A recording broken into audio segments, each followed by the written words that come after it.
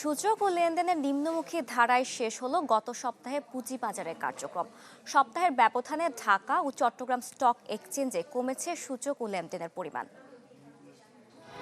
Furniture just smarter, JMG furniture. থামছে না পুঁজিবাজারের দরপতন। সময় যত গড়াচ্ছে, নির্বাচনের আগে ঘুরে দাঁড়াচ্ছে না শেয়ার বাজার। ঢাকা স্টক এক্সচেঞ্জ সপ্তাহ জুড়ে ছিল নেতিবাচক ধারা। আগের সপ্তাহের তুলনায় ৩৯ পয়েন্ট কমেছে ডিএসসি এক্সের সূচক।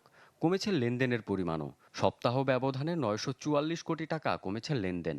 হাতবদল হওয়া শেয়ার ও মিউচুয়াল ফান্ডের মধ্যে দাম বেড়েছে ৯৩টির, কমেছে ২৬৮টির, আর অপরিবর্তিত ছিল ২৫টির দর।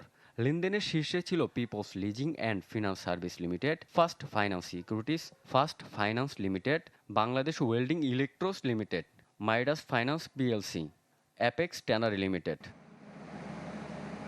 দরপতনের ধারা থেকে বের হতে পারেনি চট্টগ্রাম স্টক এক্সচেঞ্জও। প্রধান সূচক পিএএসপিআই ৭৩ পয়েন্ট কমেছে। সপ্তাহের ব্যবধানে অর্ধেকেরও বেশি লেনদেন কমেছে। হাতবদল হওয়া শেয়ার ও মিউচুয়াল ফান্ডের মধ্যে দাম বেড়েছে ৮৫টির, কমেছে ১৬৯টির, আর অপরিবর্তিত রয়েছে ২০টির দর।